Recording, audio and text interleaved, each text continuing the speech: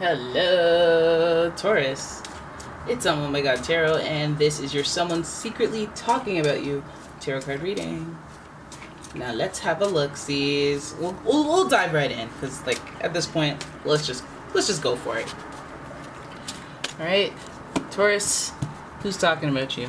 Well, Libra. Libra's talking about you. You know Libra. They are ruled by the planet Venus, just like you. And with Libra, the energy is diplomatic and gracious. It seeks harmony and balance in relationships. You like it? I love it. Right? Libra. Taurus and Libras get along, right? Let me know if you know a Taurus or a Libra that you get along with, that you love. And yeah, let me know. Because why not?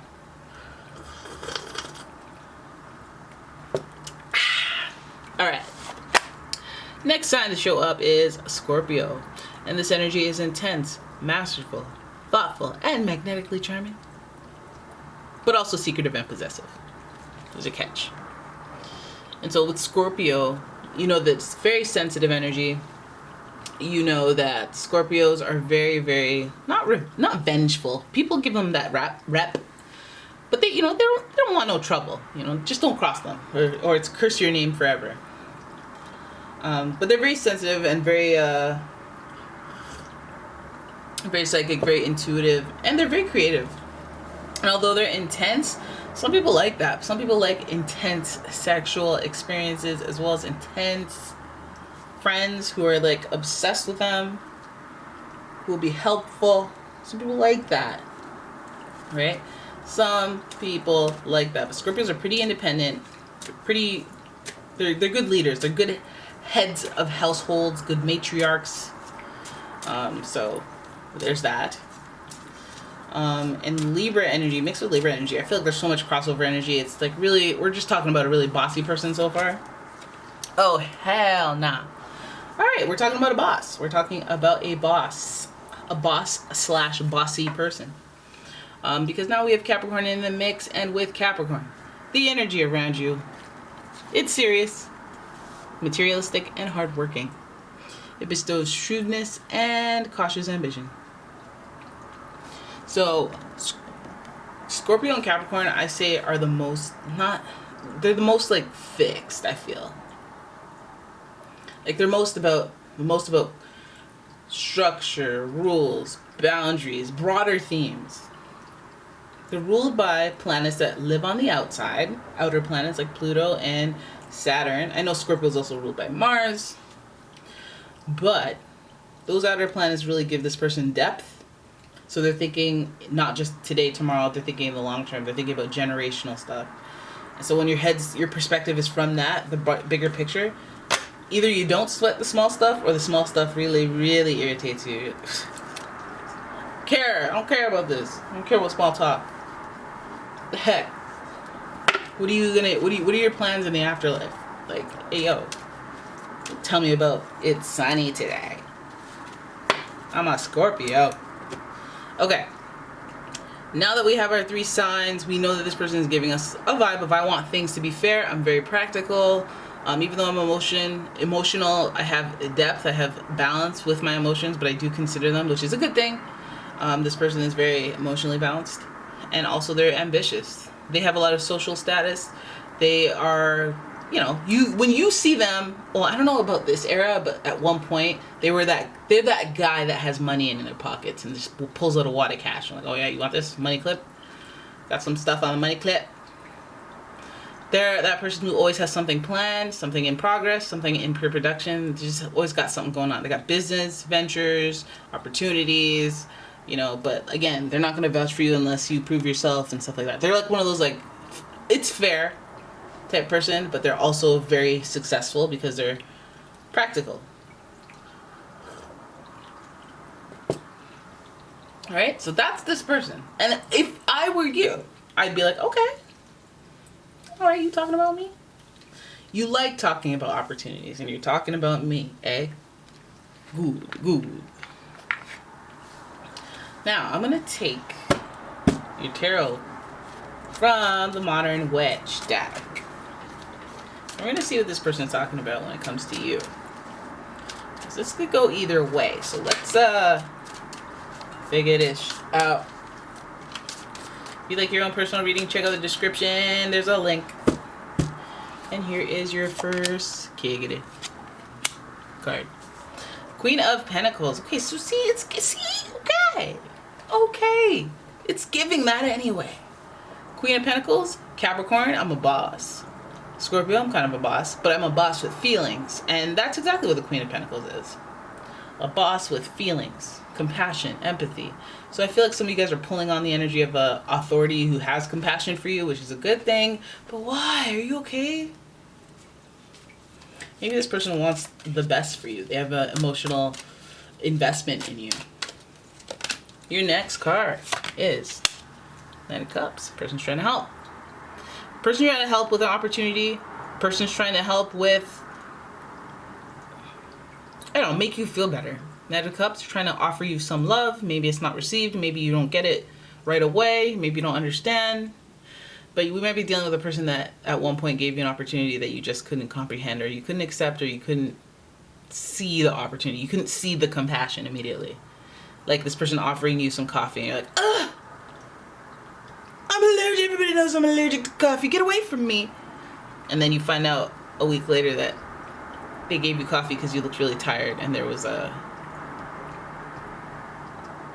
huge meeting that you were presenting. They're trying to have your back. In not so many words, but you know, like scenarios. I'm talking scenarios, guys. Anyways, your next card is the Eight of Cups. Oh, look at the loneliness. Look at the loneliness coming. Eight of Cups, a little bit of depression holding you back, not being able to see opportunities. This person is trying to harness. They're trying to look past the things that you're, like your blind spots, your emotional disruptions. Some of you guys are down. Some of you guys are down and you have somebody looking out for you, maybe giving you a pass that you don't even know about. Maybe, let's say you're not performing at 100% and this person is like not looking the other way, but they're looking the other way, or they're allowing grace. How about that? You guys have a boss that's allowing grace. Allowing the momentum to swing in one way, knowing that it'll swing back. You know? Then we have the Four of Pentacles. It's kind of giving work, holding back, being reserved. This is a little similar in energy of Eight of Cups, kind of walking away, being on your own, disconnecting, holding your cards close. If you're the one doing that, you know, that's what they're talking about. They notice. Pulling back the love, pulling back the emotions that you usually evoke out of people and keeping to yourself. Maybe if you're, you know, if you're pulling a whole flip, it used to be the life of the party, now you're like, no, I'm not coming. I can't. Or you're just leaving people on red to rotted when you're a very communicative person. Any direction shift is going to be noticeable, and people who care anyway are going to be concerned. This person seems like they're more concerned, and I always care about that because there's a lot of people that get curious, and then it's hard to tell the few people that are concerned, right? So this person is seeming like they're a more Queen of Pentacles approach, and not just like a go for the jugular. You're not performing at 100%? You're out of here. It seems like they're leading with compassion and, you know, maybe even assessing or acknowledging that there's some pullback emotionally. There's some detachment that is initiated on your end, and they're noticing that you're holding your cards together, you're holding your information, you're being a little more tight-lipped and a little more reserved. Maybe they're just trying to figure out what the reasoning is for that, because sometimes it's depression, sometimes it's, oh, I have a project that I'm working on, I'm focused on that, or, you know, they're trying to understand, essentially, because they're practical, right?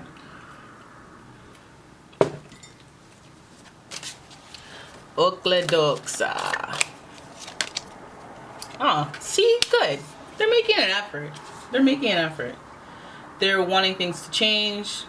They're giving you grace. Maybe they're wanting you to go on a vacation, send you on vacation. Maybe they're going on vacation. Somebody's traveling. Somebody's going somewhere.